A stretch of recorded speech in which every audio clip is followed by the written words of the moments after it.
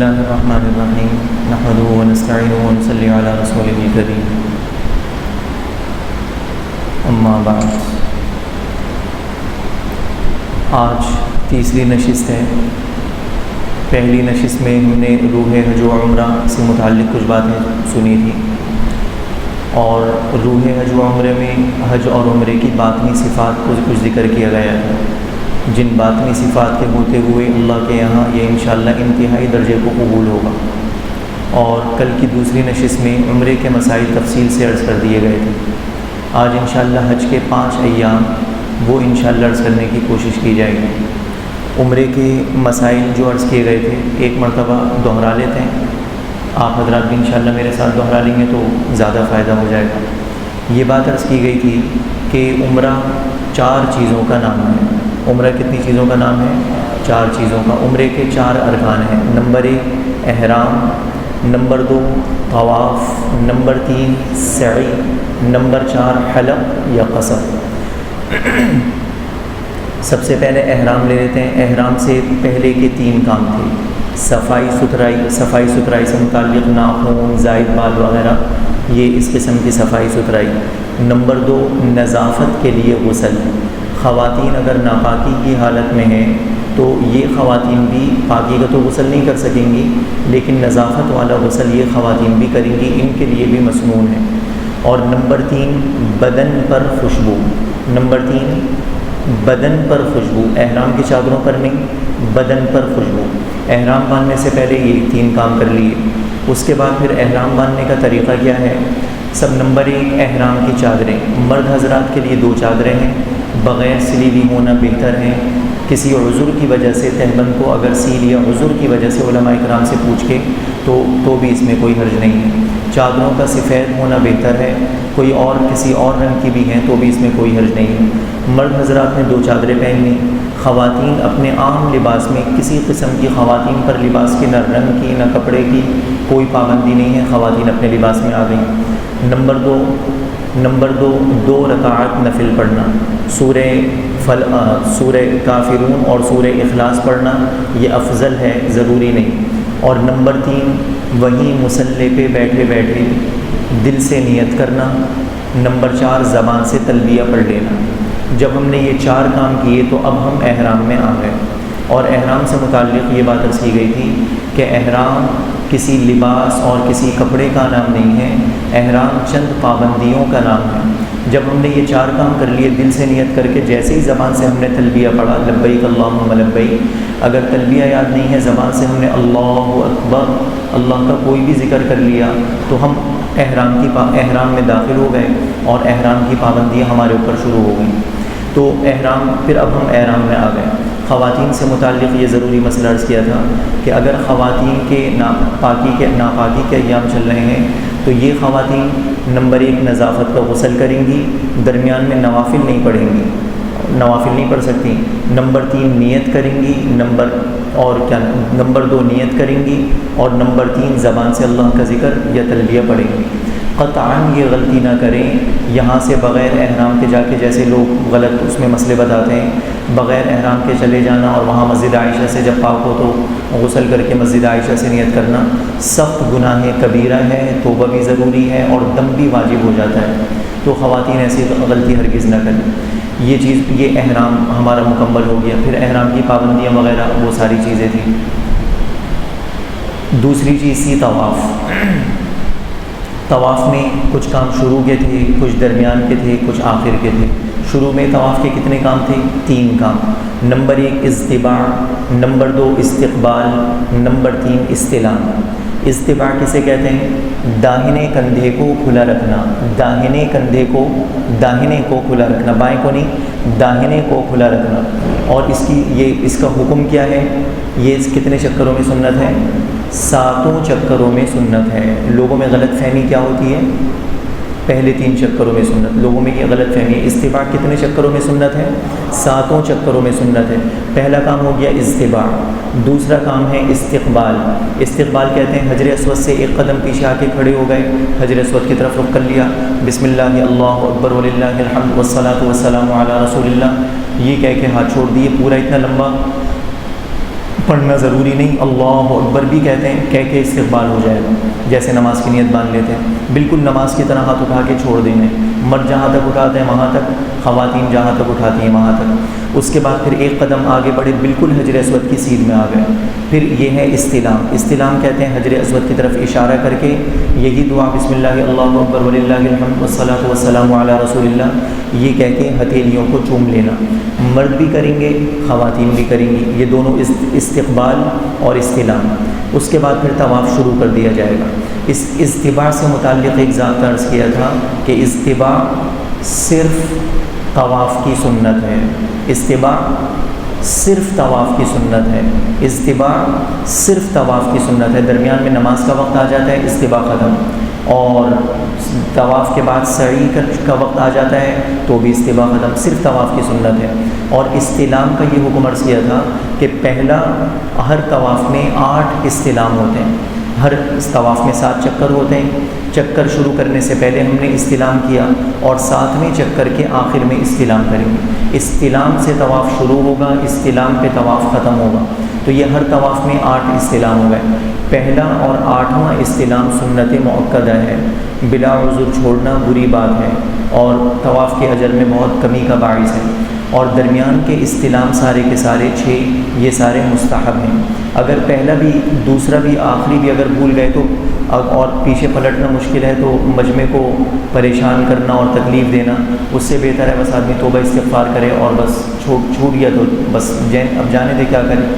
تو یہ طواف کے شروع کے کام ہو گئے۔ درمیان میں صرف ایک کام، وہ بھی مرد حضرات کے لیے، وہ ہے رمل۔ رمل پہلوانوں کی طرح چلنا، کل سارا طریقہ عرض کر دیا تھا، یہ پہلے 3 چکروں میں سنت ہے۔ رمل پہلے 3 چکروں میں سنت ہے۔ اگر پہلے چکر میں بھول جائیں تو باقی 2 چکر بچے اس میں رمل کریں گے۔ یہ نہیں ہے کہ اگر پہلے چکر میں بھول گئے تو 2 3 کے ساتھ چوتھا لگا لیا۔ اگر ہم یہ سمجھیں گے کہ 3 چکروں میں، تو 3 چکروں میں نہیں، پہلے ہی 3 چکروں میں سنت ہے، پہلے 3 چکر کے اندر اندر کرنا ہے، اس کے بعد نہیں کرنا۔ اور اس کے بعد پھر بقیہ چکر اپنی عام چال سے چلنا ہے، اور اس کے علاوہ بیت اللہ شریف کو نہیں دیکھنا، ادھر ادھر نہیں دیکھنا۔ تو یہ طواف کے درمیان کا کام ہو گیا۔ طواف کے آخر میں 3 کام، مقام ابراہیم پہ 2 رکعات پڑھنا۔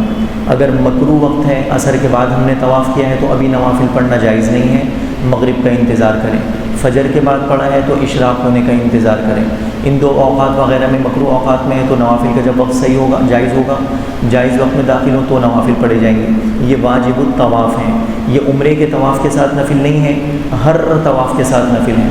ہم اپنے لباس میں آ جائیں گے، جتنے نفلی طواف اللہ توفیق دیں، دن میں 5 طواف کریں تو ہر طواف کے بعد 2 رکعت نفل یہ واجب ہیں۔ کسی نے 10 سال پہلے عمرہ کیا تھا اور یہ مسئلہ نہیں معلوم تھا طواف کے بعد نوافل کا، تو ابھی پاکستان میں بھی یہاں ان کے اوپر نفلیں یہ واجب رہیں گی ہر طواف کے بدلے، ہر طواف کے بعد۔ طواف اور دوسرا کام ہے طواف کے بعد کا خوب دعائیں کرنا اور جی بھر کے زمزم پینا۔ یہ طواف ختم ہو گیا۔ تیسری چیز تھی سعی۔ سعی کے لیے سب سے پہلے ہمیں کہاں جانا ہوگا؟ گرین لائٹ کے نیچے۔ سعی صفحہ پہ تو کریں گے تو اس سے پہلے استلام بھی ہے نا، نواں استلام کرنے کے لیے ہم جائیں گے ہری لائٹ کے نیچے، نواں استلام کریں گے۔ نواں استلام کرنے کے بعد پھر جیسے وہی ویسے ہی راستہ ہے، نواں استلام کرنے کے بعد جیسے تصویر میں کل دکھا دیا تھا، پیچھے سے نکل کے صفحہ پہ خود بخود جا کے کھڑے ہو جائیں گے۔ صفحہ پہ پہنچنے کے بعد جتنے ذکر اذکار کریں، اور اس کے بعد صفحہ سے مروہ گئے، 1 چکر مروہ سے صفحہ گئے، دوسرا چکر، ایسے مروہ پہ ہمارے 7 چکر پورے ہو جائیں گے۔ صفحہ سے سعی شروع ہوگی اور اس کے دوسرے سرے پر مروہ پہ سعی یہ ختم ہو جائے گی۔ یہ مسئلہ ضروری مسئلہ عرض کیا تھا کہ تھکنا، تھکا ہوا ہونا یہ کوئی شرعی عذر نہیں ہے۔ کسی نے تھکن کی وجہ سے سعی ویل چیئر پہ کری، 4 چکر ویل چیئر پہ ہو گئے تو دم واجب ہو گیا۔ گناہ الگ ہے، دم کا مطلب یہ نہیں ہوتا، دم کا مطلب ہوتا ہے کہ زبردست گناہ بھی ہے جس سے توبہ واجب ہے، اور اس گناہ کے اوپر جرمانہ بھی ہے۔ یہ دم جرمانے کے طور پہ ہوتا ہے، گناہ سے توبہ الگ ہے۔ تو اس لیے سعی اپنے پیروں پہ کی جائے، اور بہت آسان ہے۔ سعی میں وضو کا برقرار رہنا بھی ضروری نہیں ہے، بغیر وضو بھی سعی کی جا سکتی ہے۔ وضو ٹوٹ گیا تو درمیان میں وضو کرنے جانے کی بھی ضرورت نہیں ہے۔ صفحہ سے مروہ پہنچے، بیٹھ گئے، 2-4 کھجوریں کھانی ہیں کھا لی، کچھ تھوڑا سا ہلکا پھلکا زمزم پی لیا، اور خوب دعائیں کی، ذکر اذکار کی، تھکن دور ہو گئی، مروہ سے صفحہ آ گئے، اطمینان سے رہے ہیں کہ مسجد کو دور لینا تو بس یہ چلنے اندر جا کر لگنے تو یہ بات عرض کی گئی. تو مروہ سے دوبارہ صفا پہنچ گئے تو اطمینان سے سارے کام کیے جا سکتے ہیں. تو اس لیے اب اگر 20 منٹ میں 25 منٹ میں نمٹانے کا اگر ارادہ ہے تو اس میں اچھا خاصا جوان بھی تھک جائے گا, ورنہ پھر اطمینان سے اگر اطمینان سے سعی کریں گے تو کوئی پریشانی نہیں ہے. مرد حضرات کے لیے درمیان میں جو ساری تصویروں سے دکھایا گیا تھا, مرد حضرات اس جگہ پہ درمیان میں دوڑیں گے, میلین اخضریں اسے کہتے ہیں, ہرے ستون آ جائیں اور اوپر والے اس میں ہرا پورا جنگلہ آ جائے گا, جالسا ہے پورا اوپر لگا ہوا, جہاں ہری لائٹیں آئیں وہاں سے مرد حضرات دوڑنا شروع کر دیں. یہ بات انشاءاللہ کل عرض کی جائے گی کہ ہاں دوڑوایا کیوں جاتا ہے. نمبر 3, اب یہ آج کی نشست جو حج سے متعلق ہے, دوبارہ یہ مختصر عرض کر دیتا ہوں. حج کی 3 قسمیں ہیں, حج افراد اور حج قران. یہ 2 کرنے والے 100 میں سے مشکل سے کوئی ایک فرد ہوتا ہے. 100 حجاج اگر جا رہے ہیں مشکل سے کوئی 1-2 افراد ہوتے ہیں. حج افراد کا مطلب یہ پاکستان ہی سے آدمی حج کا احرام باندھ کے جائے, یہیں سے حج کا احرام باندھے گا, اللہم انی ارید الحج, اے اللہ میں حج کے احرام میں آتا ہوں, اور وہاں پہنچے گا. اس میں وہاں پہنچنے کے بعد عمرہ اور سعی اور عمرے کا طواف وغیرہ کوئی چیز ضروری نہیں ہے, براہ راست آدمی مینا بھی جا سکتے ہیں بغیر طواف کی. تو یہ حج طواف قدوم کرنے کے بعد یہ آدمی پھر اس کے بعد مینا بھی جا سکتا ہے. اور طواف, یہ حج قران کہتے ہیں عمرے اور حج کو جمع کرنا. یہ آدمی یہاں سے جائے گا, عمرے کے 3 ارکان ادا کرے گا. احرام یہاں سے باندھا ہوا عمرے کا, طواف کرے گا, سعی کرے گا, حلق کرائے بغیر مینا پہنچ جائے گا, حلق کرائے بغیر مینا پہنچ جائے گا. اور پھر اس کے بعد حج کے تمام ارکان ادا کرنے کے بعد 10 ذی الحجہ کو حلق کرانے کے بعد پھر یہ آدمی احرام سے نکلے گا. حج تمتع جس کا طریقہ عرض کیا جائے گا, اور آپ حضرات میں سے بھی کوئی ایسے تو نہیں حج افراد حج قران والے جن کی بالکل آخری میں فلائٹ ہو, کوئی ایسے کوئی بھی نہیں ہے؟ حج تمتع قران کا ارادہ ہے؟ اچھا ماشاء اللہ, بس 2 جگہ فرق ہے. اچھا ماشاء اللہ, یہ تو میری کچی ہو گئی. میں نے تو کہا تھا 100 میں سے مشکل سے 1 ہو گیا, تو 20 میں سے 2 نکل گئے. چلیں, حج بالکل آسان, یہ بات عرض کی تھی. پریشان ہونے کی, جتنی پریشانی سوار کریں گے اتنی چیز مشکل بنتی چلی جائے گی. یہ نماز نہیں ہے کہ تکبیر تحریمہ کہنے کے بعد آنکھوں پہ بھی پابندی, زبان پہ بھی پابندی, نہ پوچھ سکیں, نہ سن سکیں, نہ دیکھ سکیں, نہ بول سکیں. ایسا کوئی مسئلہ نہیں ہے. ساری چیزیں, ساری دنیا ایک ہی جگہ جا رہی ہے. ہم دوسری الٹی مخالف, کوئی طواف جیسے الٹا کر ہی نہیں سکتا نا, کرنا بھی چاہے کر ہی نہیں سکتا, ایک ہی طرف اس کو چلنا ہے. تو حج میں بھی یہی ہے معاملہ, ادھر ادھر کوئی آدمی جانا چاہے بھی تو نہیں جا سکتا. تو اس لیے انشاءاللہ بہت آسان سہولت, اپنے دماغ کو بالکل سوار کرنے کی چیز نہیں ہے. اور بس مختصر ترین حج یہ ہے, 5 مقدس مقامات پہ 7 کام کرنے کا نام یہ حج ہے. دیکھیں اسی کو بس ہمیں دیکھنا ہے. اور آپ حضرات کے لیے بظاہر یہ ہمارے بھائی مرتضی ہیں, یہ فرما رہے ہیں کہ اس مرتبہ جمعے کا حج متوقع ہے, حج جمعے کا متوقع ہے. یہ بھی غلط فہمی عرض دور کر دوں کہ ہمارے اجمی معاشرے میں ہم پاک و ہند والے جمعے کے حج کو حج اکبر کہتے ہیں. جمعے کے حج کو حج اکبر کہا جاتا ہے. ایسی کوئی بات نہیں ہے, حج اکبر حج کو کہا جاتا ہے.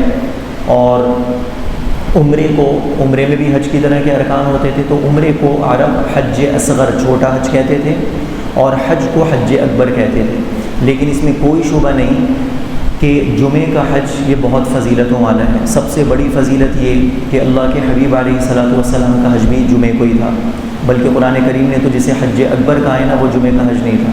سورہ براءت میں جس حج کا جہاں جو قرآن کریم نے حج اکبر جسے کہا, وہ اللہ کے نبی کے حج سے 1 سال پہلے کا حج, جس میں صدیق اکبر رضی اللہ عنہ امیر حج تھے, وہ حج جمعے کا نہیں تھا. بہرحال اگر انشاءاللہ اس مرتبہ حج 9 ذی الحجہ عرفے کا دن, جمعے کا دن ہے, تو بالکل ہمارے سارے کام انہی دنوں میں ہوں گے جن دنوں میں اللہ کے حبیب علیہ الصلوۃ والسلام نے کی.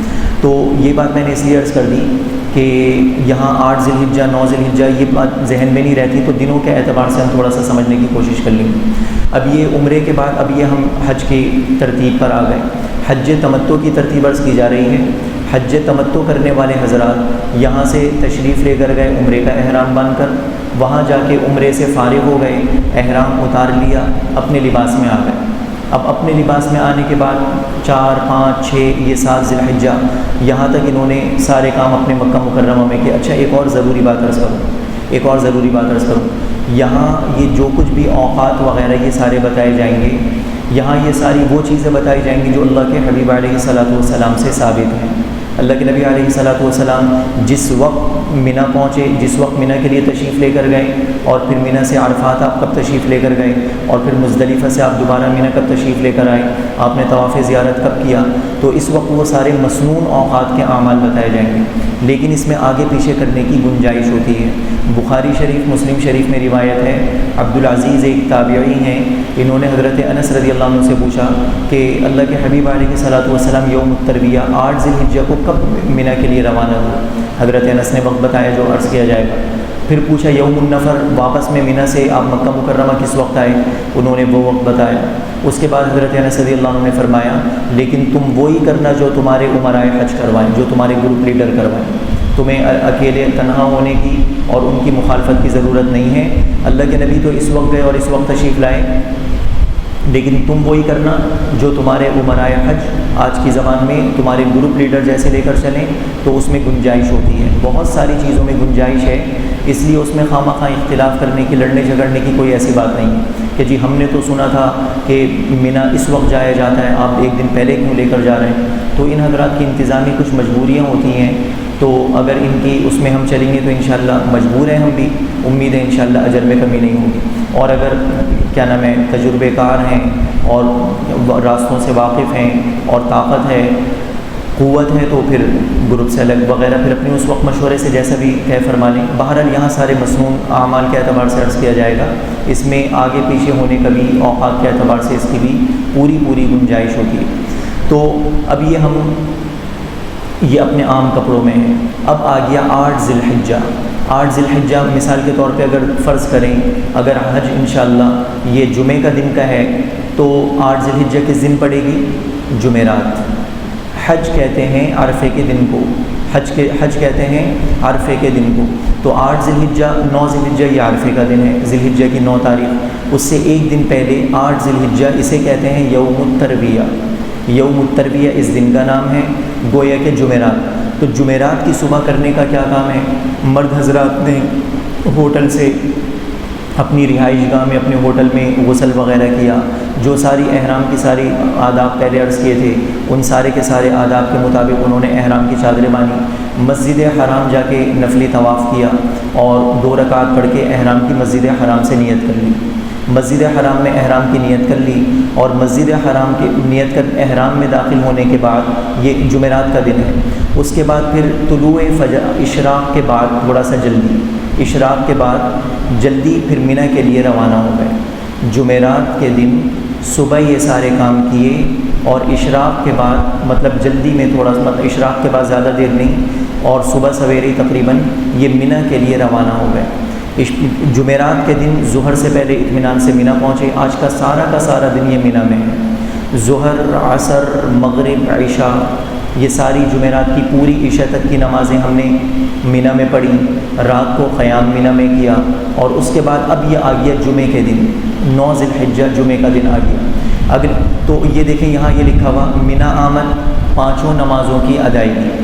یہ ہم منی ہماری آمد کب ہوئی ہے؟ جمعرات کے دن اشراق کے بعد ہم نے حج کا احرام باندھ لیا، جمعرات کے دن اشراق کے بعد ہم منی آ گئے، ظہر، عصر، مغرب، عشاء، رات کا قیام، اور اگلے دن جمعے کی نماز کی فجر۔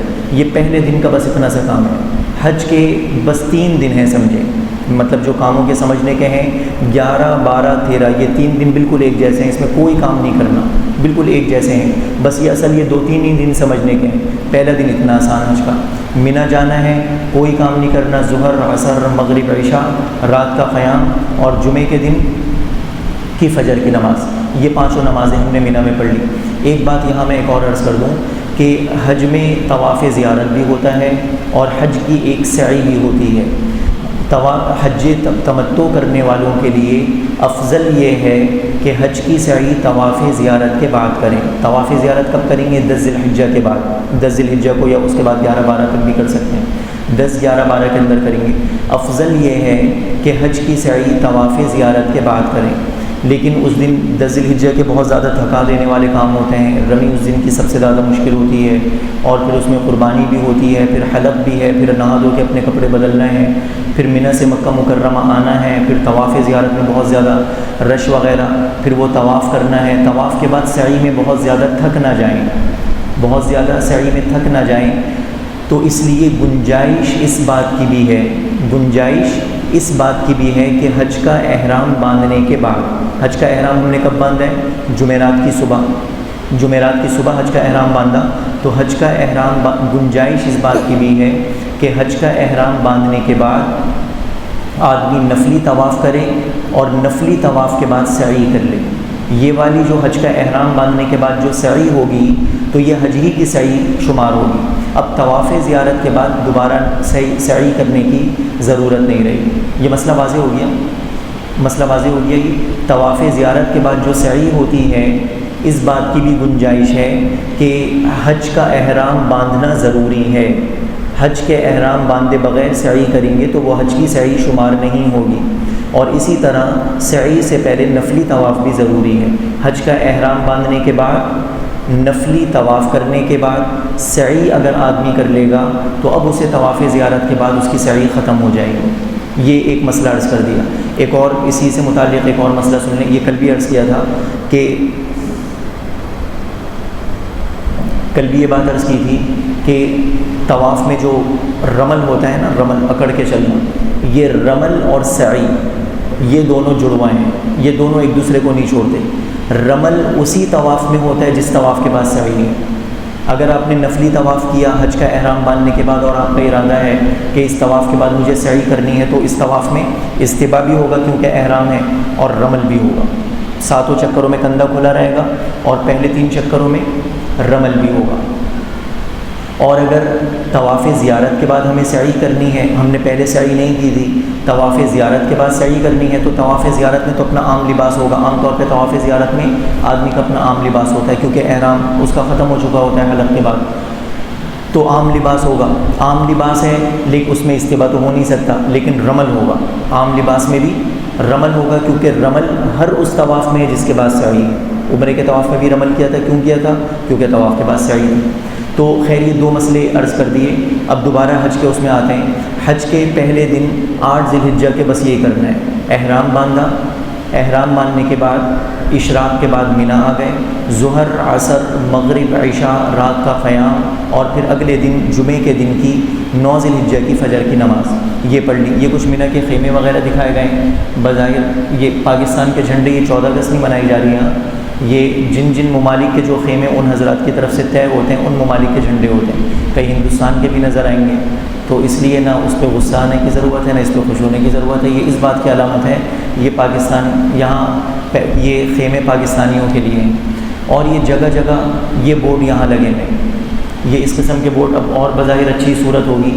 اور ان بورڈوں کے پاس جس جگہ کے خیمے ہیں اس جگہ والی زبان جاننے والے لوگ موجود ہیں. یہ اوپر لکھا ہوا ہے انت ہنا، آپ ادھر کھڑے ہوئے. یہ اس بورڈ سے آپ کو یہ بھی نشاندہی ہوگی. اور یہ جو نمبر لکھے ہوئے ہیں اس قسم کے یہ بڑے بڑے بورڈوں پہ یہ نمبر لکھے ہوئے ہیں، اور قریب قریب خیموں کے پول ہوتے ہیں، پولوں پہ نمبر لکھے ہوئے ہوتے ہیں، پولوں پہ نمبر لکھے ہوئے ہوں گے. ان بورڈوں کی بھی تصویر کھینچ لیں، اور ہمارے خیمے کے قریب جو لمبا پول وغیرہ ہے اس پہ جو نمبر ہے اس کی بھی تصویر کھینچ لیں. کہیں بھی خدا نخواستہ اگر مینا میں بھٹک جائیں قطعاً پریشان ہونے کی قطعاً ضرورت نہیں ہے. ایسے بورڈ جگہ جگہ نظر آئیں گے. کسی بھی ایسے بورڈ کے پاس آ کے اس کو نمبر دکھائیں، انشاءاللہ ہاتھ پکڑ کے ہمیں ہمارے خیمے میں پہنچا دے گا. بہرحال اللہ کے فضل سے بہت سہولت والی ساری چیزیں ہیں. بالکل انشاءاللہ کسی بھی وجہ سے پریشان ہونے کی کوئی ضرورت نہیں. اور یہ ایسی خیمے کے اندر کی تصویر. تو یہ 8 ذی الحجہ یہ پہلا دن حج کا یہ ہو گیا. اس کے بعد پھر یہ دوسرا دن حج کا آ گیا. یہی اصل حج ہے. پہلے دن کا نام ہے یوم التربیہ، دوسرا دن 9 ذی الحجہ اس کا نام ہے یوم عرفہ. اب یوم عرفہ میں اب یہ جمعے کے دن فجر کی نماز ہم نے کہاں پڑھی تھی؟ مینا میں پڑھی تھی. مینا میں پڑھنے کے بعد کافی دیر تک، مطلب موجودہ زمانے کے اعتبار یہ اور وقتوں کے اعتبار سے 10:30 11 بجے تک اطمینان، 10 ساڑھے 10 بجے تک نکلے. اللہ کے حبیب علیہ الصلوۃ والسلام مینا سے جو عرفات تشریف لے کر گئے، دھوپ میں اچھی خاصی تپش آنے کے بعد گئے. ایسے گئے کہ زوال سے کچھ دیر پہلے آپ میدان عرفات میں پہنچے۔ تو یہاں یہی ہے، فجر کی نماز کے بعد عرفات کو روانگی، یہ 9 ذی الحجہ کی فجر کی نماز پڑھ لی، پھر اس کے بعد عرفات پہنچیں، زوال سے پہلے میدان عرفات پہنچ گئے۔ میدان عرفات پہنچنے کے بعد اگر سہولت ہو، دوسروں کو تکلیف نہ ہو، تو ہلکا سا اپنے اوپر آدمی پانی ڈال لے، یہ بھی سنت ہے۔ اللہ کے حبیب علیہ الصلوۃ والسلام نے تازہ دم ہونے کے لیے عرفے کے دن غسل فرمایا ہے، لیکن اس غسل کے وہی آداب ہیں، جسم وغیرہ کو رگڑا نہیں جائے گا، صابن کوئی سا بھی خوشبو والا تو خوشبو والا ہے، بغیر خوشبو والا صابن استعمال کرنا یہ بھی منع ہے، کیونکہ اس میں بھی میل کچھ آدمی کا دور ہوتا ہے۔ تو فجر کی تھوڑا سا ہلکا سا پانی آدمی ڈال لے، پھر اس کے بعد اب یہ جمعے کے دن عرفے کے میدان میں جمعے کی نماز پڑھنی ہے یا ظہر کی نماز پڑھنی ہے، 4 رکعتیں پڑھنی ہیں یا 2 رکعتیں پڑھنی ہیں۔ تو اس میں اصل اعتبار یہ حج سے اس کا کوئی تعلق نہیں ہے، 4 رکعتیں 2 رکعتوں کا تعلق یہ حج سے نہیں ہوتا، یہ مقیم اور مسافر کا معاملہ یہ الگ ہوا کرتا ہے۔ اور اس میں تھوڑا سا علماء اکرام کا منی اور مکہ مکرمہ سے متعلق، جگہوں سے متعلق کچھ تھوڑا سا اختلاف بھی ہے۔ دارالعلوم والے علماء اکرام کا کچھ فتویٰ ہے اور بنوئی ٹاؤن والے علماء اکرام کا کچھ فتویٰ ہے۔ اسی طرح دارالعلوم دیوبند کے حضرات کا بھی شیخ الحدیث صاحب کا اس زمانے میں کچھ فتویٰ تھا، اور دارالفتہ کے رئیس دارالفتہ ان کا کچھ فتویٰ تھا۔ یہاں مدرسہ سہولتیہ کے بھی شیخ الحدیث ان کا کچھ محتمم کا کچھ فتویٰ تھا، اور وہاں کے مفتی صاحب، تو اس لیے اس میں قطعاً کوئی پریشانی کی ضرورت نہیں۔ ہمارے گروپ کے علماء اکرام جیسا کہیں 4 پڑھوائیں تو 4 پڑھ لیں، 2 پڑھوائیں تو 2 پڑھ لیں، 4 والے 2 والوں کو کچھ نہیں کہہ سکتے، 2 والے 4 والوں کو کچھ نہیں کہیں۔ بہرحال اتنی بات عرض کر دی، اس کا حج سے کوئی تعلق نہیں ہے 2 اور 4 رکعتوں کا، یہ اس کا تعلق ہے ہمارے مقیم اور مسافر ہونے سے، تو اس لیے ابھی خواہ مسئلہ بتانے کی ضرورت نہیں ہے۔ تو بس جو ہمارے گروپ کے علماء کرام جیسی ہماری رہبری فرمائیں، ہم اسی طرح انشاءاللہ کر لیں گے، کوئی اس میں پریشانی کی بات نہیں ہے۔ تو عرفے کے میدان میں ہم نے فجر کی نماز کے بعد ہم عرفہ پہنچے، اس کے بعد پھر جمعہ ہے تو جمعہ اور ظہر ہے تو ظہر، جو بھی ترتیب ہو، جمعہ ظہر اپنے وقت پہ پڑھنی ہے، اور اس کے بعد عصر کی نماز اپنے وقت پہ پڑھنی ہے۔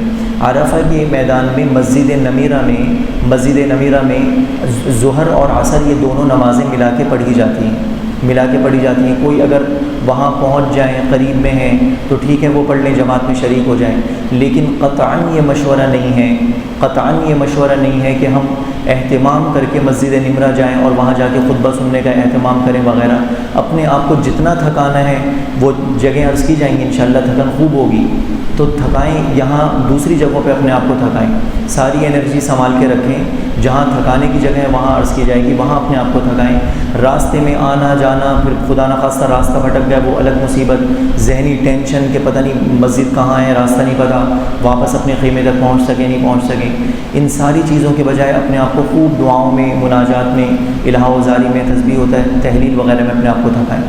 تو ظہر کی نماز اپنے وقت پہ اپنے خیمے میں ادا کریں گے، عصر کی نماز اپنے وقت میں اپنے خیمے میں ادا کریں گے۔ یہ سارا جمعے کا دن چل رہا ہے۔ جمعے کے دن پھر سورج غروب ہو جائے گا، سورج غروب ہو گیا، مغرب کی نماز پڑھے بغیر عرفے کا وقت جو مسنون وقت ہے یہ زوال سے لے کر غروب تک ہے، زوال سے لے کر غروب تک یہ مسنون وقت ہے، زوال سے غروب تک کے درمیان یہ عرفہ ہے۔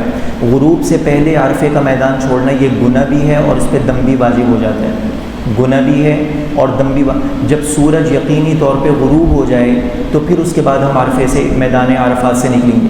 یہاں دیکھیں یہی فرما رہے ہیں، لائٹ بھی اس میں، یہاں دیکھیں ظہر کی نماز عرفات میں رش کی وجہ سے اپنے خیمے میں جماعت سے پڑھ لیں، اور بعد از زوال تا مغرب وقوف عرفات، پھر یہ زوال سے لے کر پھر یہ مغرب تک یہ وقوف عرفات ہے۔ عصر کی نماز عرفات میں یہ بھی اپنے خیمے میں پڑھیں۔ غروب کے بعد، سورج غروب ہونے کے بعد مغرب کی نماز پڑھے بغیر مزدلفہ روانہ ہو جائیں گے۔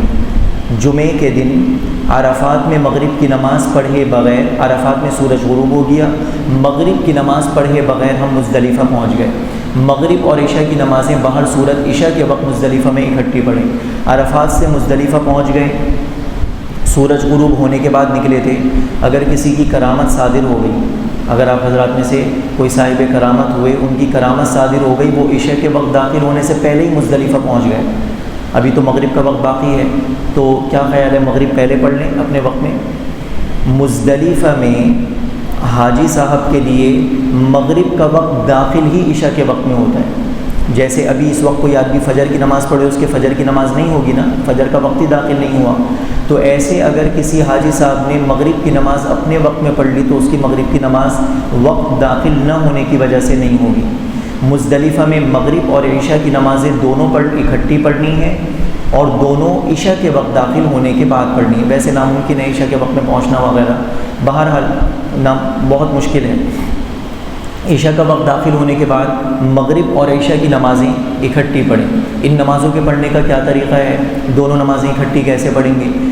سب سے پہلے اذان دی جائے گی، اس کے بعد ایک اقامت کہی جائے گی، پھر مغرب کے 3 فرض ادا کیے جائیں گے. تکبیرات تشریق ساری دنیا کے مسلمان پڑھ رہے ہوتے ہیں. تکبیرات تشریق اللہ اکبر، بقرعید کے دن میں جو پڑھتے ہیں نا، تو اللہ اکبر یہ تکبیرات تشریق پڑھیں گے. 3 مرتبہ تلبیہ کہنے مسنون ہے، اچھا ہے، افضل ہے. یہ کام کرنے کے بعد مغرب کی سنتیں پڑھے بغیر دوبارہ کھڑے ہو جائیں گے. عشاء کی نماز باجماعت ادا کریں گے بغیر اقامت کے. ایک اذان ایک اقامت، ایک اذان ایک اقامت کے بعد پہلے مغرب کی نماز پڑھی، سنتیں پڑھے بغیر عشاء کی نماز پڑھی. عشاء کی نماز کے بعد پہلے مغرب کی سنتیں ادا کی، پھر عشاء کی سنتیں اور وتر وغیرہ ادا کر لی. یہ 2 نمازیں اکٹھی پڑھنے کا طریقہ. اور پھر پوری رات یہ مزدلفہ میں قیام، تہجد، مناجات اور دعا، یہ بھی بہت افضل رات ہے، اللہ سے مانگنے کی ہے. اور کچھ دیر سنت سمجھ کے آرام بھی کر لیں، کچھ دیر سنت سمجھ کے آرام بھی کریں. آخری پہر میں آپ کھل جائے تہجد پڑھیں، بہت اچھی بات ہے، ضرور پڑھی جائے تہجد وغیرہ. تو یہ رات مزدلفہ میں قیام، مزدلفہ میں قیام ہو گیا. یہ مزدلفہ کی مسجد تو نہیں ہے، یہ تو نمرہ ہے، یہ عرفات کی، ٹھیک، یہ جبل رحمت. تو یہ رات بھر یہ مزدلفہ میں قیام ہو گیا. تو یہ حج کا دوسرا دن مکمل ہو گیا. حج کا پہلا دن جمعرات تھا، صبح ہم نے احرام باندھا، مینا پہنچ گئے، کوئی کام نہیں کیا. ظہر، عصر، مغرب، عشاء، مینا میں رات کو قیام، اگلے دن کی فجر، یہ سارے کام مینا میں کیے. اگلا دن لگ گیا 9 ذی الحجہ، یوم العرفہ، یہ اصل حج ہے. اور اس میں فجر کی نماز پڑھنے کے بعد ہم عرفہ پہنچے تھے، اور تھوڑے سورج میں تپش آنے کے بعد ہم عرفے کے لیے روانہ، عرفات کے میدان میں پہنچے. زوال سے پہلے پانی بہانا ہے، گنجائش ہے تو تھوڑا سا پانی ڈال لیا. زوال سے لے کر غروب تک ہم نے وقوف عرفہ کیا. وقوف عرفہ کیا، ظہر کی نماز اپنے وقت میں باجماعت اپنے خیمے میں ادا کی، مسجد جانے کی ضرورت نہیں ہے. عصر کی نماز اپنے وقت میں باجماعت ادا کی. سورج غروب ہونے کے بعد پھر ہم عرفے سے مینا کے لیے، عرفے سے نکلے مزدلفہ کے لیے. مزدلفہ کے لیے نکلے، وہاں عشاء کی نماز کا وقت داخل ہونے کے بعد مغرب اور عشاء کی نمازیں اکٹھی پڑھنے کا طریقہ عرض کر دیا، اور رات بھر مزدلفہ میں قیام کیا. یہ 2 چیزیں ہو گئیں. اور اس میں وقوف عرفہ کی بات آئی تو وقوف عرفہ میں یہ بات بھی ہے، اللہ کے حبیب علیہ السلام دعا مانگنے کا یہ طریقہ ہے. حضرات صحابہ کرام رضی اللہ عنہ اجمعین اس کو ناپسند فرماتے تھے کہ کندھوں سے اوپر ہاتھ اٹھائے جائیں. یہ سنت کے خلاف طریقہ ہے، کندھوں سے اوپر ہاتھ اٹھانا. 2 موقعوں کی دعاؤں کے طریقے مختلف ہیں. صلاۃ الاستسقاء، بارش کی نماز کی دعا کا طریقہ یہ ہے، ہاتھ یوں نہیں، یہ ہاتھ کیسے ہوں گے؟ ہتھیلی اوپر کی طرف ہوں گی، اور پورے ہاتھ سروں سے اوپر ہوں گے. اور عرفے میں اللہ کے نبی علیہ الصلوۃ والسلام سے یوں پورے ہاتھ اٹھانا ایسے ثابت ہے. جگہ میں آج کل رات کو ہی لے جاتے ہیں، مسجد تک نہیں روکتے کیونکہ ٹرافک اتنا ہوتا ہے. گروپ لیڈر جیسے کرنا ہے تو ویسے ہی کریں گے انشاءاللہ.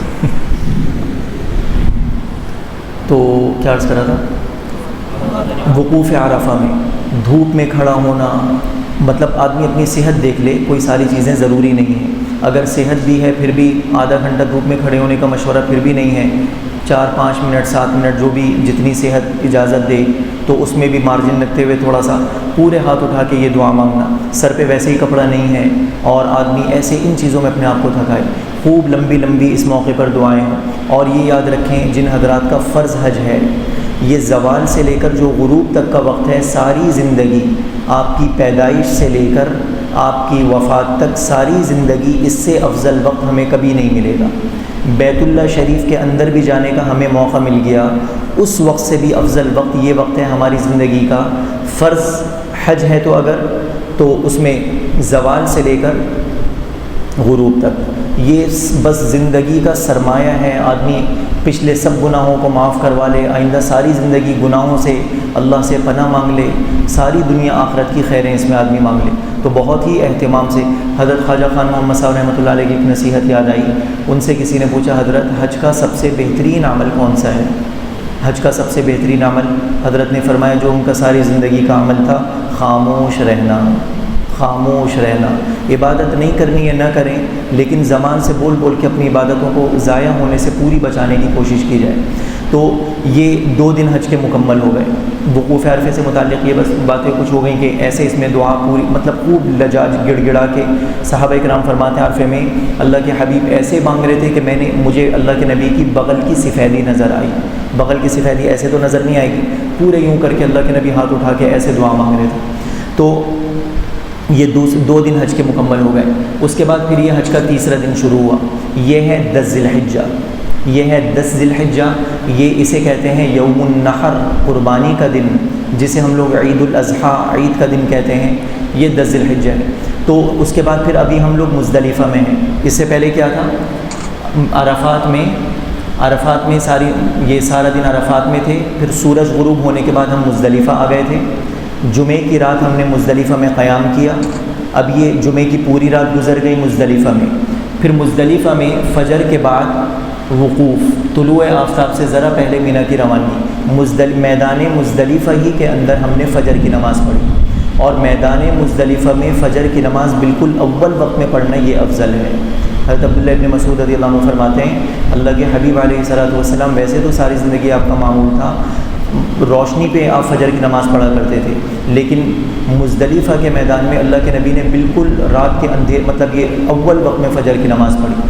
اللہ کے نبی نے جیسے رمضانوں میں ہوتی ہے فجر کی نماز بالکل طلوع فجر کے 15-20 منٹ بعد اول وقت میں فجر کی نماز پڑھ لی جائے۔ فجر کی نماز پڑھنے کے بعد وقوف مزدلفہ کا وقت شروع ہو گیا۔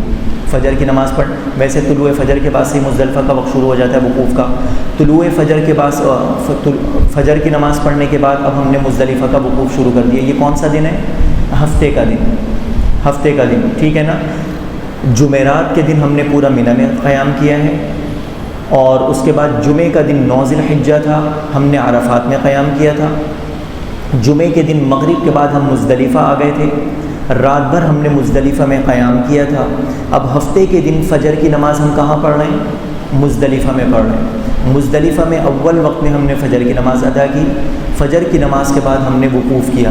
وقوف کا اس کا بھی وہی طریقہ ہے، جتنی دیر ہمت ہے کھڑے ہو کے آدمی دعا کر لے، اس کے بعد آدمی بیٹھ کے دعا کر لے۔ اور یہ وقوف کب سے کب تک کیا جائے گا؟ مسنون یہ ہے کہ اول وقت میں فجر کی نماز پڑھنے کے بعد اللہ کے نبی نے وقوف فرمایا، اول وقت میں فجر کی نماز پڑھی، اور اس کے بعد پھر فجر کا وقت پورا مکمل ختم ہو گیا۔ اشراق کا وقت شروع ہونے سے پہلے صرف 2 رکعت کا جب وقت بچا تو پھر اللہ کے نبی علیہ الصلوۃ والسلام نے مزدلفہ سے کوچ فرمایا مینا کی طرف۔ تو اس لیے اس میں سورج مطلب یہ اچھی فجر کے وقت ختم ہونے کے بعد روشن خوب فضا روشن ہونے کے بعد پھر اس کے بعد ہم مزدلفہ سے مینا آئیں گے۔ طلوع آفتاب سے ذرا پہلے 2 رکعتوں کے بقدر جب وقت رہ جائے تو پھر مزدلفہ سے ہم مینا آئیں، اور مینا آ کے اب ہمیں 3 کام کرنے ہیں۔ نمبر 1، بڑے ستون پہ کنکری۔ مینا سے جب ہم روانہ ہوں گے پہلا ستون آئے گا جسے جمرہ کہتے ہیں، اور بعض لوگ بیچارے شیطان بھی کہتے ہیں، شیطان میطان وہ نہیں ہوتا، اللہ کے واسطے شیطان نہیں ہوتا، وہ جمرہ ہے، تو شاعر اللہ بہرحال۔ تو 2 ستونوں کو چھوڑ کے پہلا ستون اس پہ کوئی رش نہیں ہوگا، کچھ نہیں کرنا، اگلا ستون اس پہ کوئی رش نہیں ہوگا، کچھ نہیں کرنا، تیسرا ستون جو مکہ مکرمہ کے قریب ہے اس میں وہاں 7 کنکریاں پھینکنی ہیں۔ کیسے پھینکنی ہے انشاءاللہ طریقہ عرض کر دیا جائے گا۔ رمی جمرات، یہ پہلے بڑے جمرے کی رمی کرنی ہے 10 ذی الحجہ کو۔ اس رمی کا وقت شروع ہوتا ہے، کب سے شروع ہوتا ہے؟ طلوع آفتاب کے بعد سے، طلوع آفتاب کے بعد سے طلوع آفتاب کے بعد سے زوال تک یہ مسنون وقت ہے۔ 10 ذی الحجہ کو ہفتے کے دن طلوع آفتاب یعنی اشراق کے وقت سے لے کر زوال تک یہ سب سے افضل وقت ہے رمی کرنے کا، اور زوال سے لے کر غروب تک یہ بھی جائز وقت ہے، اس میں بھی کوئی کراہت نہیں ہے، اور غروب سے لے کر اگلے دن کی طلوع فجر تک اس کی بھی گنجائش ہے۔ اگر ساتھ خواتین ہیں، بزرگ حضرات ہیں تو رات 1 بجے جائیں، 2 بجے جائیں، آگے کیسے وہاں کا نقشہ ہوگا وہ انشاءاللہ آگے تصویر میں دکھایا جائے گا۔ دوسرے کو نائب بنانا، یہ ساری باتیں انشاءاللہ بھی عرض کر دی جائیں گی۔ ابھی صرف یہ ہو جائیں کہ ایک ترتیب سے کہ کن دنوں میں کون کون سے کام کرنے ہیں۔ تو یہ تیسرا دن حج کا چل رہا ہے، یعنی ہفتے کا دن۔ ہفتے کے دن ہم نے فجر کی نماز مزدلفہ میں ادا کی۔ مزدلفہ میں ادا کرنے کے بعد ہم منی آ گئے۔ منی آنے کے بعد پہلے طلوع آفتاب اشراق کے وقت کے بعد اگر ہو چکا تو پھر ہم یہ سب سے پہلے بڑے ستون کی ہم نے رمی کی، اس کے بعد پھر قربانی کی۔ قربانی جو بھی گروپ لیڈر حضرات وغیرہ جو بھی ترتیب بنائے جیسے بنائیں، تو قربانی کرنے کے بعد جب پتہ لگ جائے ہماری قربانی ہو چکی، اس بات کی یقین دہانی کر لینے کے بعد تیسرا کام حلق کروا لیا، سر منڈوا لیا۔ سر منڈوانے کے بعد اب ہم حج کے احرام سے نکل گئے۔ حج کے احرام کی بڑی پابندیاں، اکثر پابندیاں ختم ہو گئیں، لیکن ابھی ایک پابندی میاں بیوی کے ازدواجی تعلقات، یہ والی پابندی ابھی بھی باقی ہے۔ اکثر پابندیاں خوشبو لگانا جائز، کپڑے پہننا جائز، چہرہ ڈھکنا جائز، سلے ہوئے کپڑے وغیرہ، یہ ساری کی ساری پابندیاں ختم ہو گئیں۔ تو ہفتے کے دن جب ہم نے یہ 3 کام کیے، پھر غسل وغیرہ کر کے اپنے لباس میں آ گئے، خوشبو وغیرہ لگا لی، سارے کام کر لیے۔ پھر اگر چاہیں، اگر ہمت ہو، 10 ذی الحجہ یعنی ہفتے ہی کے دن مکہ مکرمہ جا کے طواف زیارت بھی کر لیں۔ اگر ہمت ہے تو طواف زیارت کر لیں، اور اگر تھکن زیادہ ہو گئی تو آج طواف زیارت چھوڑ دیں، آج منی میں قیام کریں، اگلے دن 11 ذی الحجہ کو طواف زیارت کر لیں۔ تو یہ طواف زیارت اس کا 10 ذی الحجہ، یہ قربانی کے بعد سے طواف زیارت کا جو وقت جو شروع ہوتا ہے 10 ذی الحجہ سے شروع ہوتا ہے، 10، 11 اور 12 کی غروب آفتاب تک اس کا وقت باقی رہتا ہے۔ 12 کے بعد پھر یہ اس کو مؤخر کرنے پہ پھر دم واجب ہو جائے گا۔ طواف زیارت اگر مردوں نے نہیں کیا، خواتین نے اگر حیض کی وجہ سے نہیں کیا تو ان پہ دم نہیں ہے، وہ بعد میں بھی کر سکتی ہیں۔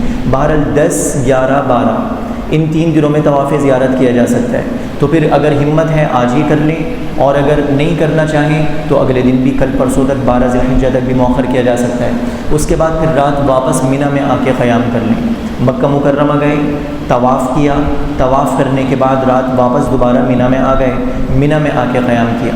یہ حج کے 3 دن مکمل ہو گئے، حج کے 3 دن مکمل ہو گئے۔ دوبارہ عرض کرتا ہوں، پہلا دن حج کا کون سا تھا؟ جمعرات۔ جمعرات کی صبح ہم نے کیا کیا؟ احرام باندھا۔ احرام باندھنے کے بعد ہم منی آ گئے۔ اگر چاہیں تو احرام باندھنے کے بعد ایک نفلی طواف کریں، نفلی طواف کے بعد حج کی سعی بھی کر سکتے ہیں۔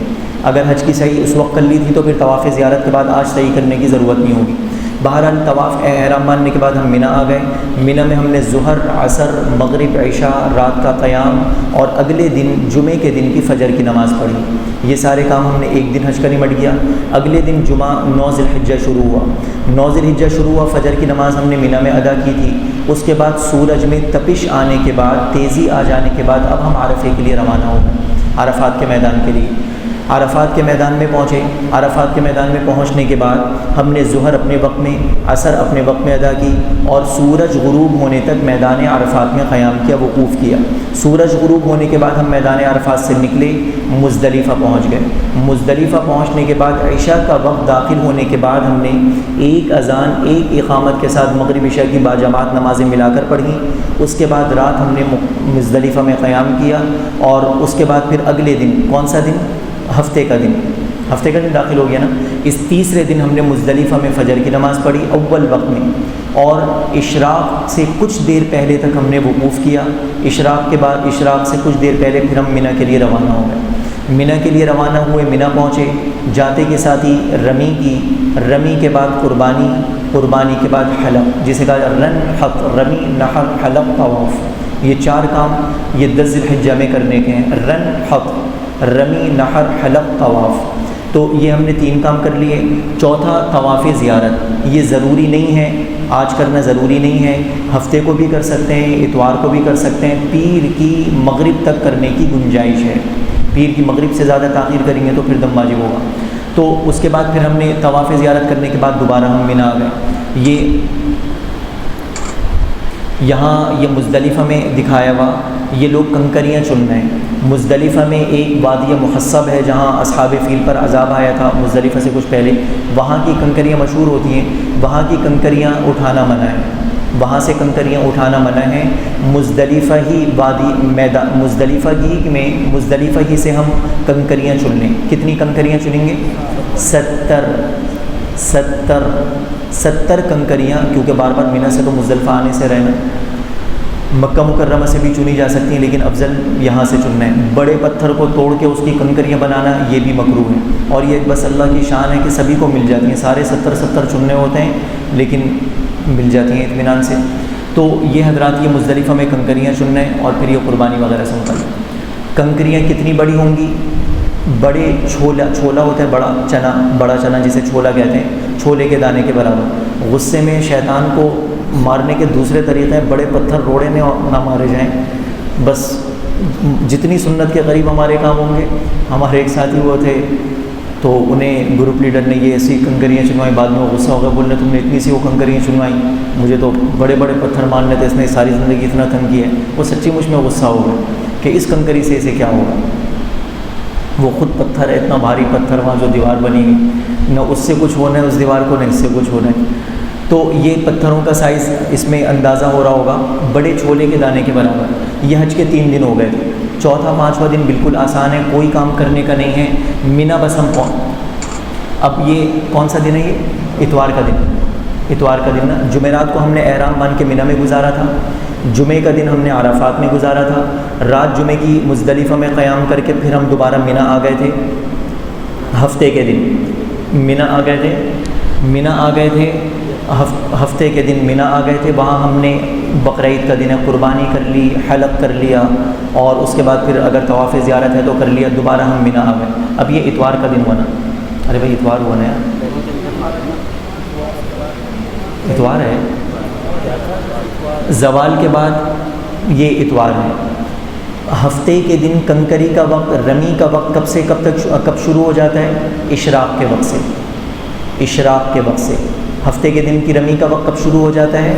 اشراق۔ یہ تھوڑا سا فرق ہے، ہفتے کے دن کی کنکری رمی کا وقت اشراق کے وقت سے، اور باقی ساری کنکریوں کا وقت زوال کے بعد سے غروب تک یہ افضل وقت ہے، اور غروب سے لے کر اگلے دن کی طلوع فجر تک، مطلب رات کی پوری رات 1 بجے 2 بجے بھی جائیں تو بھی کوئی دم واجب نہیں ہے، اور کی جا سکتی ہے، البتہ مکروہ ہے، بلا عذر کرنا یہ مکروہ ہے۔ اگر کسی کے ساتھ ضعیف لوگ ہیں، خواتین کی مجبوری کی وجہ سے بیمار لوگ ہیں، رات 1-2 بجے بھی جائے گا تو کراہت بھی ختم ہو جائے گی۔ تو یہ زوال کے بعد، اسی طرح یہ مزدلفہ کا جو رات قیام کی بات آئی، مزدلفہ میں قیام کرنا ہے، اور فجر کے بعد پھر وہ مینا آنا ہے۔ اگر ہمارے ساتھ بزرگ حضرات ہیں اور خواتین ہیں تو یہ اس قسم کے جو آزار والے لوگ ہیں، اگر یہ فجر سے پہلے بھی مزدلفہ چھوڑ کے مینا پہنچ جائیں تو بھی ان کے لیے کوئی حرج نہیں ہے، لیکن یہ صرف آزار والوں کے لیے ہے۔ یہ کام مفتی صاحب، مطلب یہ مزدلفہ سے اگر ہم فجر سے پہلے نکلنا چاہتے ہیں تو مفتیان اکرام سے اپنی حالت بتا کر مسئلہ پوچھے بغیر یہ کام نہ کیا جائے۔ یہ بس میں نے اس لیے عرض کر دیا کہ اگر کسی کے ساتھ کچھ گروپ والے میں اس قسم کے کچھ بیمار حضرات ہوں، خواتین ہوں، یا کیا نام ہے بزرگ حضرات ہوں، تو ایک اس بات کی گنجائش ہے، اس موقع پر یہ مسئلہ معلوم کیا جا سکتا ہے۔ تو اب یہ آ گیا اتوار کا دن۔ اتوار کے دن ہمیں کیا کرنا ہے؟ زوال کے بعد سے صرف یہ ایک کام کرنا ہے، رمی کرنی ہے۔ رمی میں پہلے چھوٹے ستون، پھر درمیانے ستون، پھر بڑے ستون۔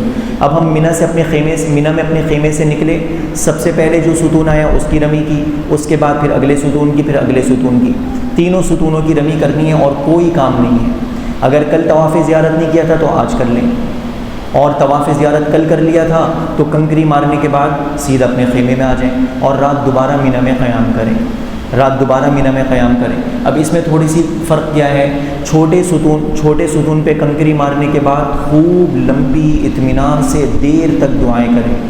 بعض روایات سے پتہ لگتا اللہ کے حبیب علیہ الصلاۃ والسلام نے پہلے اور دوسرے جمرے پہ رمی کے بعد اتنی دیر تک دعا کی جتنی دیر میں سورہ بقرہ کی تلاوت کی جاتی، اتنی دیر، اور پھر تلاوت بھی ہماری والی تلاوت یعلمون والی نہیں، اللہ کے نبی علیہ الصلاۃ صحابہ کرام جو نقل کر رہے ہیں حضوری کی تلاوت بتا رہے ہوں گے، بہت اطمینان سے سورہ بقرہ کی تلاوت کی جا سکتی، تو خوب لمبی اطمینان سے دعا کی جائے۔ آخری ستون پہ رمی کے بعد پھر یہ دعا نہیں ہے، رمی کے فوراً بعد اپنے خیموں میں آ گئے، بس یہ دن پورا گزر گیا. سارا دن آج زوال سے غروب تک کوشش کر لیں, اگر نہ ہو سکے تو غروب کے بعد بھی کی جا سکتی ہے. صرف یہ تینوں جمرات کی رمی کرنی ہے اور اس کے علاوہ آج کا کوئی کام نہیں. آسان بات ہو گئی. یہ کون سا دن تھا؟ اتوار. جمعرات کے دن ہم نے احرام باندھا تھا 8 ذی الحجہ کو, منی میں ساری نمازیں پڑھی تھیں, ظہر عصر مغرب عشاء کا قیام منی میں کیا تھا. جمعے کے دن فجر کی نماز بھی ہم نے منی میں ادا کی تھی. فجر کی نماز ادا کرنے کے بعد پھر ہم عرفات آ گئے تھے. جمعے کے دن ظہر عصر عرفے میں پڑھی. سورج غروب ہونے کے بعد پھر ہم مزدلفہ آ گئے. مغرب عشاء کی نمازیں ہم نے میدان مزدلفہ میں عشاء کے وقت کے اندر ایک ساتھ پڑھی. رات کا ہم نے قیام مزدلفہ میں کیا. ہفتے کی صبح فجر کی نماز مزدلفہ میں اول وقت میں پڑھی. اشراق کے وقت سے تھوڑے سے پہلے مزدلفہ سے ہم روانہ ہو گئے, منی آ گئے. منی آ کے ہم نے اشراق کے بعد رمی بڑے ستون کی, نحر قربانی اور اپنا سر منڈوا لیا, حلق کروایا, اور اس کے بعد پھر ہم وہیں منی میں رہے. طواف زیارت کی ہمت تھی تو طواف زیارت کرائے, نہیں تھی تو رک گئے وہیں, اطمینان سے قیام کر لیا. اتوار کا دن اگلا دن شروع ہو گیا. اگلے دن شروع ہوا تو پھر ہمیں بس زوال تک آرام کریں. زوال کے بعد پھر یہ زوال سے لے کر غروب تک صرف یہ تینوں کام, یہ کام کرنا ہے, رمی کرنی ہے اور کچھ بھی نہیں. اس کے بعد پھر یہ 12 ذی الحجہ ہے. 12 ذی الحجہ کو بھی یہی کرنا ہے. زوال تک کچھ بھی نہیں کرنا. زوال کے بعد پہلے چھوٹے پھر درمیانے پھر بڑے ستون کی رمی کرنی ہے. اور اس میں بھی رمی کا وہی طریقہ ہے, پہلے دونوں کے بعد خوب لمبی دعائیں کرنی ہیں. اور اگر ابھی تک طواف نہیں کیا تو آج مغرب سے پہلے ضرور کر لیں. یہ پیر کا دن لگ گیا, مغرب سے پہلے طواف کرنا ضروری ہے, ورنہ دم واجب ہو جائے گا. اور اسی طرح خواتین معذوری کی حالت میں ہو تو بعد میں بھی کر سکتی ہیں. خواتین کی معذوری کا مطلب یہ کہ وہ ناپاکی کے ایام ان کے چل رہے ہیں, تو پھر یہ خواتین پھر یہ 12 ذی الحجہ کے بعد بھی اگر طواف زیارت کریں گی تو ان پہ پھر دم واجب نہیں ہوگا. بہرحال لیکن خواتین کے بھی مسائل کچھ تھوڑے سے مختلف ہیں. اگر 10 ذی الحجہ کے بعد انہیں وہاں غسل کرنے کے بعد حرم جا کر اور صرف 4 چکر لگانے کا بھی موقع ملا اور انہوں نے ایسا نہیں کیا اور اس کے بعد پھر ان کو ایام آنا شروع ہو گئے تو پھر ان پہ بھی دم واجب ہو جائے گا. اس لیے بہرحال خواتین کے اگر کچھ اس قسم کے, یہ ایک عمومی باتیں عرض کی جا رہی ہیں. اب اگر ایسے انفرادی مسائل بھی چھیڑے جائیں تو یہ تسلسل پھر برقرار نہیں رہے گا, پھر گچ پچ بات نہ ہو جائیں. اس قسم کے مسائل جو بھی کسی کے ساتھ انفرادی پیش آنے والے ہوں, آ سکتے ہوں, تو ایسے حضرات پہلے سے اپنی مستورات کے لیے مسائل معلوم کر کے جائیں. تو یہ 12 ذی الحجہ کا دن, پیر کا دن یہ مکمل ہو گیا. آج بھی مغرب تک یہ رمی مکمل کر لیں. اب پیر کے دن کے بعد اب ہمیں اختیار ہے کہ ہم ان 3 ستونوں پہ رمی کرنے کے بعد ہم مکہ مکرمہ بھی جا سکتے ہیں, ہمارا حج مکمل ہو گیا. لیکن افضل یہاں تک ہم نے پیر کے دن کتنی کنکریاں ہماری استعمال ہو گئیں؟ 49. پیر کے دن 21 کنکریاں ہوئیں, 7 14 21, 7 14 21, ایسا ہی ہے نا. پیر کے دن 21 کنکریاں استعمال ہوئیں. اتوار کے دن بھی 21 کنکریاں استعمال ہو گئیں. کتنی ہو گئیں؟ 42 ہو گئیں. اور 7 پہلے دن ہوئی تھی, 49 ہو گئیں. لیکن ہم نے جمع تو 70 کی لی ہیں, باقی 21 اس کے لیے قیام کر لیں. اس کے لیے آج رات بھی رک جائیں. منگل کے دن زوال کے بعد پھر کیا نام ہے, مزید 21 کنکریاں مار لیں. اور ہر کنکری پر حدیث میں کیا فرمایا؟ موبقات, ایسے گناہ جن کی وجہ سے جہنم واجب ہو چکی ہو, ہر کنکری پر ایک ایسا گناہ معاف ہو رہا ہوتا ہے. تو اس لیے پورے 21 کنکریاں بہت بڑی چیز ہیں, بہت افضل ہے, اللہ کے نبی کی سنت ہے. تو اس لیے 13 ذی الحجہ کو بھی مشورہ ہے کہ قیام فرمائیں. تو 13 ذی الحجہ کو بھی اگر ایسا ہوگا تو منگل تک قیام کیا جا سکتا ہے. اور 13 ذی الحجہ کی جو رمی ہے نا, اس میں بھی تھوڑا سا فرق ہے کہ وہ طلوع فجر کے بعد سے رمی کی جا سکتی ہے. البتہ ہے مکروہ. افضل اس میں بھی یہی ہے کہ زوال کے بعد سے رمی کی جائے. بہرحال یہ حج کے 5 دن مکمل ہو گئے. واضح ہو گئی بات بالکل؟ دوبارہ عرض کر دوں, سن کے اگر تھک نہ گئے ہوں تو دوبارہ عرض کر دیتا ہوں. جمعرات کے دن سے ہمارے حج کے ارکان شروع ہوئے. جمعرات کے دن سے. جمعرات کا دن کون سا ہے؟ 8 ذی الحجہ. ہم نے احرام باندھا, کل جو ساری باتیں عرض کی تھیں ان تمام آداب کی رعایت کے ساتھ حرم جا کے نفلی طواف کر لیا. نفلی طواف کے بعد چاہیں تو سعی بھی کر سکتے ہیں, سعی ہم نے کر لی. سعی کرنے کے بعد پھر اس کے بعد ہم منی آ گئے. جلدی نکل لیں, اشراق کے بعد جلدی نکلنے کی کوشش کریں. اشراق کے بعد ہم نکل گئے, منی پہنچ گئے. اب یہ کون سا دن چل رہا ہے؟ جمعرات. جمعرات کی ظہر عصر مغرب عشاء رات شب جمعہ کا قیام منی میں ہو گئے. اور اس کے بعد پھر اگلے دن جمعے کے دن کی فجر کی نماز. جمعے کے دن کی فجر کی نماز، یہ سارے کام ہمارے منی میں ہوئے. منی میں ہوئے. فجر کی نماز اب یہ ہے عرفے کا دن 9 ذی الحجہ، عرفے کے دن کی فجر کی نماز ہم نے منی میں پڑھی، وہیں قیام کیا.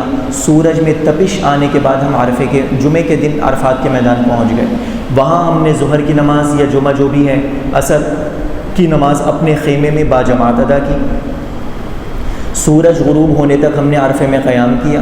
سورج غروب ہونے کے بعد اب ہم عرفے سے نکلے، مزدلفہ پہنچ گئے. عشاء کا وقت داخل ہونے کے بعد مغرب عشاء دونوں نمازیں باجماعت ادا کیں اور رات مزدلفہ میں قیام کیا. یہیں سے ہم نے 70 کنکریاں چن لیں اور اس کے بعد پھر ہم اول وقت میں ہم نے فجر کی نماز پڑھی. اب ہفتے کا دن شروع ہو گیا. ہفتے کے دن کے اول وقت میں فجر کی نماز پڑھی. فجر کی نماز پڑھنے کے بعد پھر یہ اشراق کے وقت سے ذرا پہلے ہم منی پہنچ گئے. منی پہنچے. سب سے پہلے اشراق کا وقت داخل ہونے کے بعد بڑے 2 ستونوں کو چھوڑ کے بڑے ستون کی رمی، اس کے بعد قربانی، اس کے بعد سر منڈوانا، یہ 3 کام کیے. اپنے لباس میں آ گئے. احرام کی اکثر پابندیاں ختم ہو گئیں. اس کے بعد پھر اگر ہمت ہے، طاقت ہے تو طواف زیارت کر لیا، ورنہ وہیں منی میں قیام کیا. طواف زیارت کے بعد پہلے اگر سعی نہیں کی تھی نفلی طواف کے بعد، تو طواف زیارت کے بعد سعی بھی واجب ہے. اور اس کے بعد طواف زیارت کے بعد پھر ہم منی دوبارہ آ گئے. منی آنے کے بعد رات کا قیام منی میں کیا. اب کون سا دن لگ گیا؟ اتوار کا دن. اتوار کا دن لگ گیا. زوال کے بعد ہم نے تینوں جمرات کی رمی کی. پہلے 2 جمروں پہ رمی کرنے کے بعد خوب لمبی دعائیں مانگی. تیسری جمرے پہ رمی کرنے کے بعد دعا نہیں مانگنی، سیدھے اپنے خیمے میں آ جائیں. اگلے دن پیر کا دن لگا. زوال تک انتظار کیا. زوال سے لے کر غروب تک خوب لمبی دعائیں مانگی اور رمی کی. تینوں جمروں کی. پہلے 2 جمروں کے بعد لمبی دعائیں مانگی. تیسرے جمرے کے بعد بس رمی کر کے کہاں آ گئے؟ اپنے خیمے میں آ گئے. پھر اگلے دن 13 ذی الحجہ میں بھی مشورہ یہ ہے، اور اگر کوئی چاہے تو اس کے بعد بھی پھر یہ 12 ذی الحجہ کی بھی اگر غروب کے بعد غروب کے بعد 12 ذی الحجہ کو منی چھوڑنا یہ مکروہ ہے، گناہ نہیں ہے، مکروہ ہے. اور اگر بالفرض کسی نے رات منی میں قیام کر لیا، فجر طلوع ہو گئی، تو اب 13 ذی الحجہ کی رمی بھی اس کے اوپر واجب ہو جائے گی. اب اگر نہیں کرے گا تو دم واجب ہو جائے گا. بہرحال 12 کو بھی ہم رمی کرنے کے بعد اپنے مکہ مکرمہ پہنچ سکتے ہیں. اور اس کے بعد پھر یہ 13 ذی الحجہ کی بھی اس طرح رمی کریں گے. بس یہ ہمارا حج مکمل ہو گیا. اور اس کے بعد پھر حج کے ارکان پورے ہونے کے بعد آدمی جو طواف بھی کرتا ہے وہ طواف وداع بن جاتا ہے. طواف وداع بن جاتا ہے. طواف وداع کی خاص طور پہ نیت سے طواف کر لیا جائے. یہ بھی مردوں پر واجب ہے، مردوں اور عورتوں پہ سب پہ واجب ہے. اگر خواتین نے طواف وداع نہیں کیا اور ایام ان حیض کی وجہ سے اگر ان کا طواف یہ نہ کر سکیں تو ان خواتین پر دم واجب نہیں ہوتا، ورنہ اگر مرد حضرات چھوڑیں گے تو دم واجب ہو جائے گا. بہرحال یہ حج ہمارا مکمل ہو گیا. اب یہ چند ضروری چیزیں اس میں یہ ہیں. ایک تو یہ دیکھیں یہ کیسا یہ خالی خالی نظر آ رہا ہے. یہ لوگ یہ حج ہی کے ایام کی تصویر ہے، یہ آج کل کی تصویر نہیں ہے. یا رات آپ 2 بجے اگر یہاں جائیں گے نا تو یہ ایسا رش ایسا ہوگا، 4-4 فٹ دائیں بائیں کوئی کھڑا ہوا نہیں ہوگا رمی کرنے کے لیے. تو لوگ یہ جو کہتے ہیں کہ جی خواتین اپنے نائب بنا دیں، تو بتائیں ان کے لیے جائز ہے جو یہ اس میں کسی خاتون کے لیے کسی بزرگ کے لیے جانا مشکل ہے؟ ویل چیئر پہ نہیں، آدمی اسٹریچر پہ بھی ایمبولینس میں بھی جا سکتے ہیں. تو اس لیے کوئی پریشانی کی بات نہیں ہے. نیابت میں کوئی رمی شمی نہیں ہوتی ہے، پورا دم واجب ہو جاتا ہے. اس لیے بس خاص موقع ہے نیابت کا کہ آدمی کھڑے ہو کے نماز نہ پڑھ سکتا ہو. اور نماز کھڑے ہو کے کب تک پڑھی جانا ضروری ہے؟ آدمی کھڑا سہارے سے ہو سکتا ہے تو بھی سہارے سے کھڑا ہو. جب ایسی حالت ہو جائے کہ آدمی پہ کھڑے ہو کے قیام نماز کا معاف ہو جائے تو اس آدمی کے لیے نیابت جائز ہوتی ہے. تو اس لیے یہاں تو بس ایک بات چل رہی ہوتی ہے بھائی مستورات کو وہاں نہ بھیجو، ذلیل کرانے، بے پردہ کرانے، یہ کرنے وہ کرنے. تو کوئی ایسی بات نہیں ہے. غروب کے بعد سے پھر یہ رش بہت زیادہ کم ہونا شروع ہو جاتا ہے. رات 1-2 بجے کرائیں گے تو یہ حالت ملے گی. یہ پہلی تصویر میں جو حالت ہے یہ ساری یہ رات 1-2 بجے کی ہیں. انتہائی آسانی سے رمی ہو سکتی ہے. رمی کرنے کا طریقہ کیا ہے؟ یہ دیوار ہمیں نظر آ رہی ہے، یہ ایک تصویر یہ سائڈ کی وہ ہے، یہ دیوار ہے یہ، اور یہ اس کے گرد یہ ایک منڈیر سی بنی ہوئی ہے، یہ پیالہ بنا ہوا ہے. جمرہ اصل میں زمین کا نام ہے، ایک حصہ ہے. اللہ کے نبی علیہ الصلوۃ والسلام نے متعین فرمایا، اس زمانے میں کوئی ستون وتون نہیں تھا، اس جگہ کے اوپر جو متعینہ جگہ تھی اس جگہ کے اوپر حضرات صحابہ اکرام تابعین کے زمانوں تک آگے تک اس جگہ پہ کنکری پھینکی جاتی تھی. لوگ سمجھتے ہیں کہ یہ ستون ہے، اور پھر غصے سے اگر کسی نے اتنی زور کی کنکری ماری کہ ستون سے لگ کے وہ پیچھے آ گئی، اس سے بھی باہر آ گئی ہے اس منڈیر سے، تو ایسی کنکری اس آدمی کی ضائع ہو گئی. کنکری مارنے کا طریقہ کیا ہے؟ دیوار کے اوپر ٹاپ پہ مارنی ہے، درمیان میں مارنی ہے، نیچے مارنی ہے؟ دیوار پہ نہیں مارنی، یوں کر کے اچھالتے ہوئے پھینکنی ہے. یہ مثال کے طور پہ دیوار ہے, یوں کر کے اچھال کے ایسے پھینکیں کہ وہ اڑتی ہوئی نیچے جڑ پہ آ کے گرے. یہ سب سے اچھا ہے, کیونکہ بس وہ جو, اور اگر کسی کی دیوار پہ بھی لگ گئی اور کسی کی اگر اس منڈیر کے اندر بھی چلی گئی تو بھی یہ لڑکتی پڑکتی اسی جگہ چلی جائے گی, رمی ہو گئی. لیکن بہترین یہ ہے کہ یوں کر کے آدمی پھینکے, یوں کر کے آدمی پھینکے تو یہ اڑتی ہوئی بس یہ سیدھی جڑ میں آئے, تو یہ افضل طریقہ ہے. باقی بہرحال ویسے بھی ہو سکتا ہے دیوار پہ بھی لگے گی تو بھی اس منڈیر کے اندر آئے گی, اور کسی کی منڈیر کے اندر بھی گر گئی, دیوار تک نہ بھی پہنچ سکی, کوئی بزرگ ہیں پیچھے سے ماری دیوار تک نہ پہنچ سکی, جلدی گر گئی, تو بھی انشاءاللہ رمی ہو جائے گی, کوئی ایسی بات نہیں. تو یہ حج کی یہ اتنی اچھی خاصی جگہ ہے, یہ ٹھیک ٹھاک لمبا ستون ہے, بہت اطمینان سے رمی ہو سکتی ہے. اس میں بھی جگہ متعین ہیں کہ مسنون جگہ ہیں. بہرحال علماء کرام, اگر مسنون عرض کر دیتا ہوں, پہلے 2 جمروں کی رمی 10 ذی الحجہ کو رمی ایسے مینا ہمارے دائیں طرف ہو اور مکہ مکرمہ ہمارے بائیں طرف ہو. مثال کے طور پہ فرض کر لیتے ہیں کہ اگر یہ مثال کے طور پہ یہ ستون ہے نا, تو ہم رمی کہاں کھڑے, جیسے مثال کے طور پہ یہی ستون ہے, یہ پروجیکٹر کی اسکرین, تو رمی کہاں کھڑے ہو کے کی جائے, اس طرف قبلہ رخ ہو کے کی جائے. قبلہ رخ ہم کھڑے ہوں گے تو مینا ہمارے دائیں طرف ہوگا اور مکہ مکرمہ ہمارے بائیں طرف ہوگا, اور اس طرف یہ جو ٹرین کی تصویر نظر آ رہی ہے اس طرف ہٹ کے کی جائے. اتنی صراحتیں ہیں احادیث میں. عبداللہ ابن مسعود رضی اللہ عنہ کی روایت ہے, 10 ذی الحجہ کی رمی اللہ کے نبی نے اس طرح ایسے کی, مینا دائیں طرف رکھا اور مکہ مکرمہ بائیں طرف رکھا, اور مکہ مکرمہ کی طرف ہٹ کے اللہ کے نبی نے رمی کی. مطلب رمی تو یہاں سے بھی کی جا سکتی ہے, تو اللہ کے نبی نے مطلب اس طرف ہو کے مکہ مکرمہ کو قریب کر کے پھر آپ نے رمی فرمائی. بہرحال اور بھی اس میں اس قسم کی کچھ مسنون اعمال وغیرہ ہیں.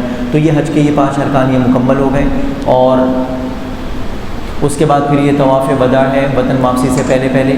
یہ بھی سارا یہ پھر پورا حج کا اس میں نقشہ بھی ہے اور کچھ مقامات کی کچھ اس میں تعین بھی ہے. دیکھیں مکہ معظمہ ہے, سب سے پہلے مکہ معظمہ سے کہاں جانا ہے ہمیں, مینا. تقریباً یہ 7 کلومیٹر ہے یہ مینا. مسجد خیف 8 ذی الحجہ ہم نے یہاں گزاری تھی, ظہر عصر مغرب عشاء فجر کی نماز.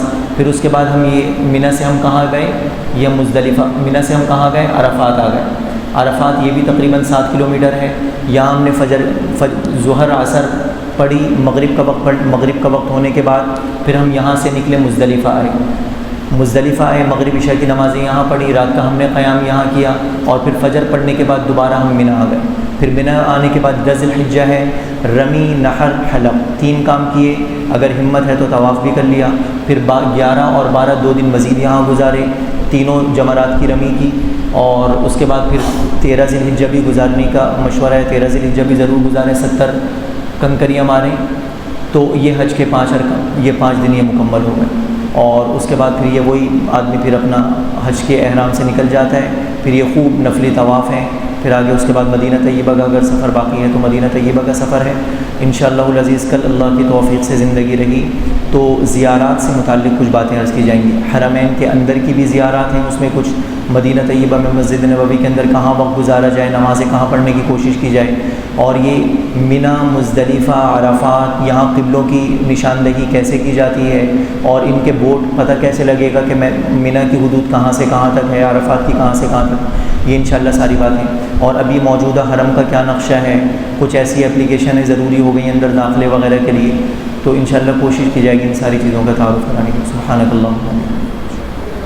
یہ نمبر نوٹ کر سکتے ہیں, اس پہ آپ حضرات واٹس ایپ کریں گے, واٹس ایپ پہ ہی پیغام بھیجیں گے تو انشاءاللہ یہ ساری پریزنٹیشن آپ حضرات کو واٹس ایپ پہ PDF میں موصول ہو جائیں گی.